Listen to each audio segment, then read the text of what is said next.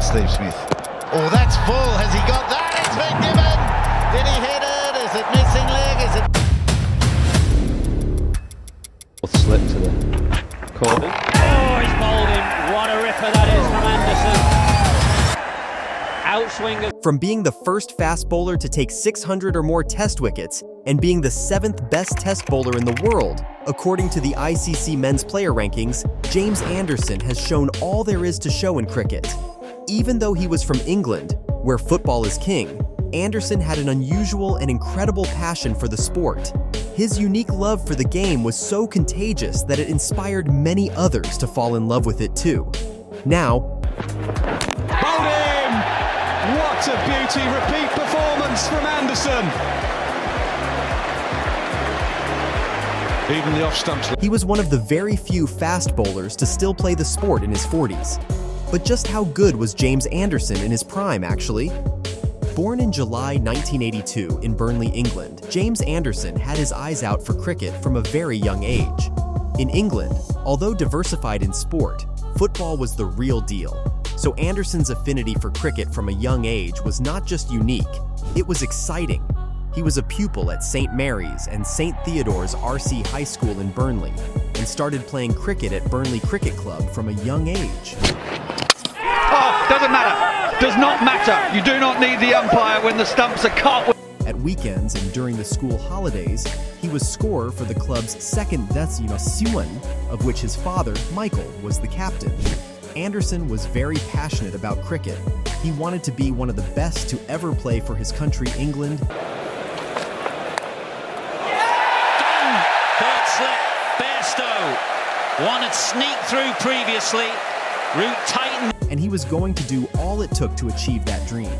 James was part of a group that progressed through the junior sides into the seniors, being picked in the first team at 15.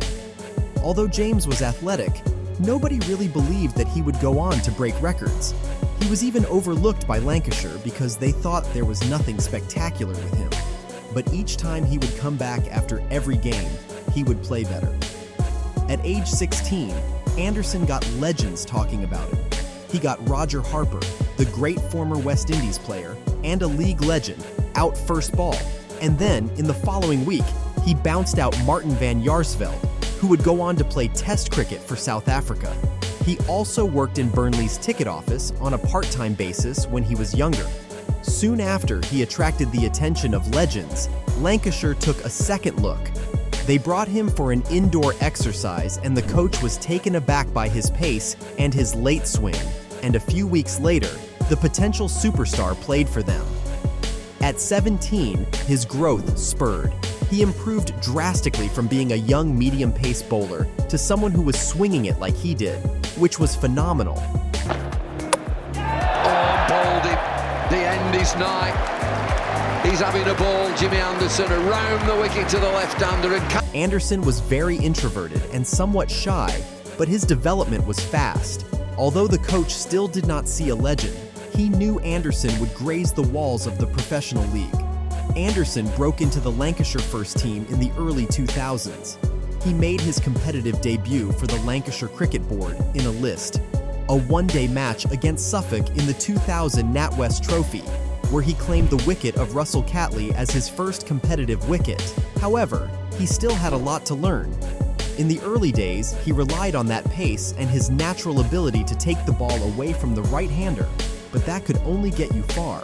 Anderson later made his first-class debut for Lancashire in 2002.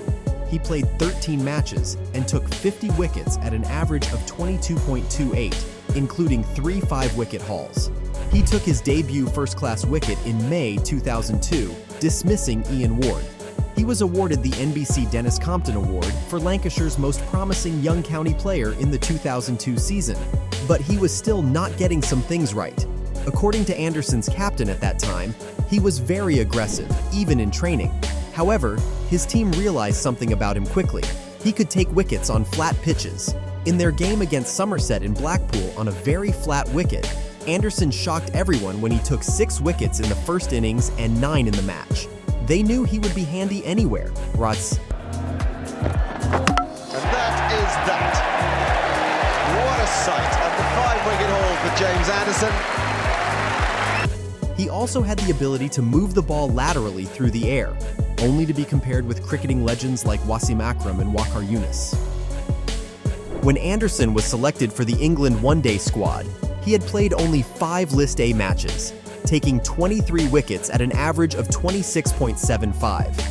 At the age of 20, he made his ODI debut on the 15th of December 2002 against Australia at Melbourne. He opened the bowling and recorded figures of 146th from 6 overs. After his performance, he was awarded a space in the World Cup squad. Anderson had only played 3 limited overs games for Lancashire when he was drafted into England's one-day squad in Australia in 2003. 0-3 as cover for Andy Caddick. Straight away, he was comfortable in the environment of international sports. Anderson became the youngest player to take a hat-trick for Lancashire in the 2003 season, just a week before his Test match debut against Zimbabwe. It was the first hat-trick at Old Trafford in 8 years. At the 2003 World Cup in Zimbabwe and South Africa, before the game against Pakistan, the team had talked about how it was important to bowl the Pakistani terror, Yusuf Yuhana, who later changed his name to Mohammad Yusuf, a Yorker first ball. Nobody had thought Anderson would be the one to do it, but England's youngest bowler absolutely nailed it, striking with the perfect bowler. It was a very simple feat. He delivered what was asked of him. Must be close, yes. The LBW that we talked about. Despite the pressure, Anderson took 4 wickets in a day-night game to collect the Man of the Match award.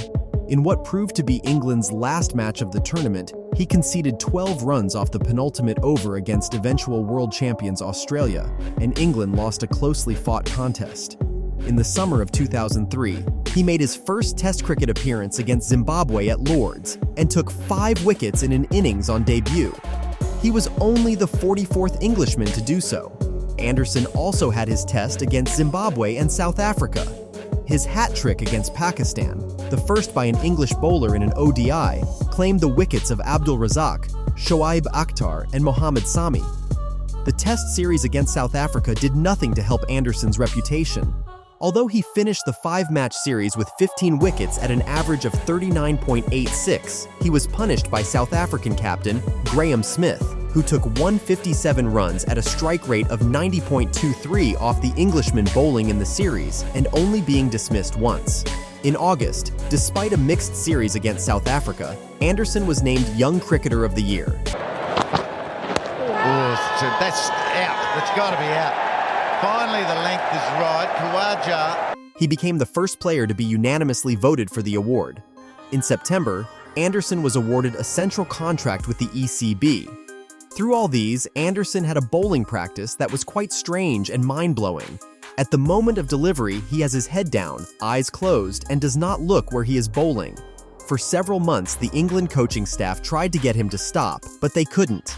Although fit and included in both the Test and one-day squads for the Tour of the West Indies, Anderson did not play in the Test series because other players were picked ahead of him. But he did not let it affect him. He featured in the ODI series, which England drew 2-2, playing in 4 matches and taking 4 wickets at an average of 37.00.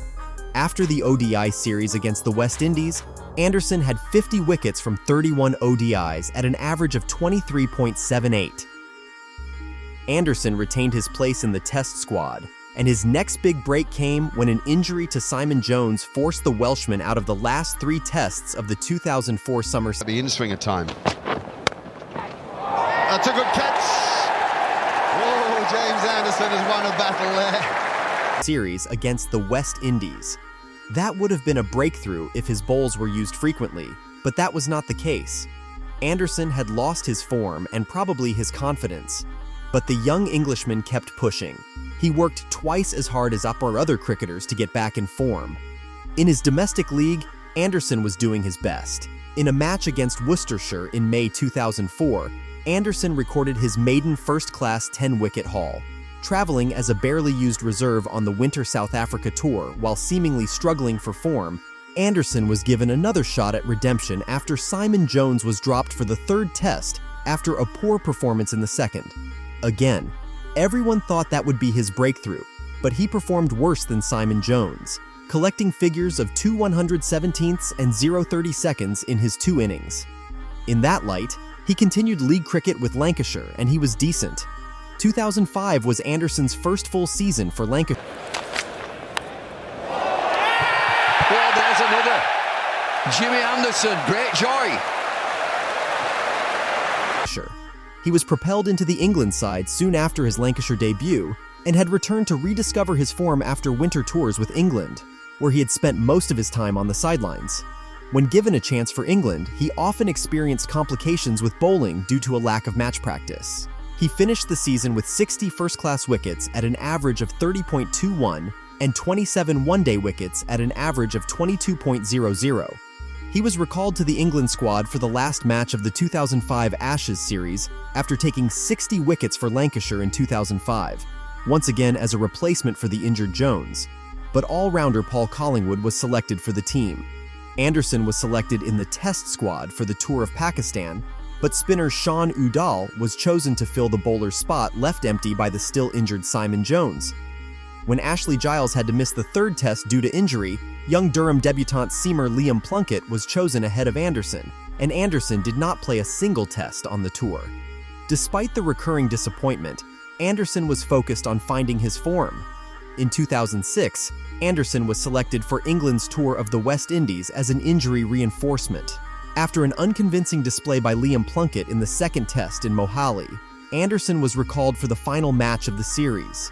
He impressed in England's victory, taking figures of 4 40ths in the first inning, the perfect bowler everyone knew. Also had very good ladies netball team. Ooh, was that bat? Yes, he's going. Another one for Jimmy Anderson. Was back. However, he faced another setback. Anderson was prevented from playing much for Lancashire in the 2006 season by a stress fracture of the back sustained in early May. After a long haul of below-standard performances, Anderson was back. In 2008, after the Test and one-day series against South Africa ended at the beginning of September, Anderson was unavailable to play for Lancashire for the rest of the season.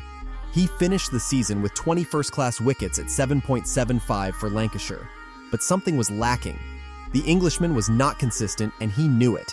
He really wanted the coach to rely on him, so he went back to his original action. Anderson was retained for the home series when New Zealand toured England later in 2008. He continued to enjoy success against the touring side, taking 19 wickets at 19.31 and finishing as the leading wicket-taker of the series. This was his highest return of wickets in a series. At the start of the 2009 English cricket season, Anderson took career-best match figures in a first-class match with 11 109ths against Sussex as Lancashire won by 8 wickets. It was the only first-class match he played for Lancashire before being called into the England squad for a series against the West Indies. As of the 26th of April 2009, Anderson had taken 188 wickets at 24.37 from 48 first-class matches with Lancashire and 66 wickets at 21.78 in 44 List A matches. From the year forward, the Englishman became an international regular for England. Oh, he's got a tickle. Yes, brilliant from Billings. That is the end of Shreyas Iyer. Jimmy Anderson is getting this ball to back. Featuring in World Cups, Test Series, and ODIs. On the occasion of England's 1000th Test in 2018, Anderson was named in the country's greatest all-time Test won by the England and Wales Cricket Board. And finally, in February 2024, he was the 7th best Test bowler in the world according to the ICC Men's Player Rankings. Among fast bowlers, he is the leading Test wicket taker of all time, being the first fast bowler to take 600 or more Test wickets. And in March 2024, he became the first fast bowler to take 700 wickets and is England's record Test wicket taker. He has played the most Test matches for England and the second most of any cricketer, behind Sachin Tendulkar. He is also England's highest wicket taker in one-day internationals with 269. As a batter, he shares with Joe Root the world record for highest 10th wicket partnership in Tests, 198. He retired from international cricket on the 12th of July, 2024. Don't forget to like, subscribe, and turn on notifications so you don't miss out on our next cricket insights. See you in the next video. Bye for now.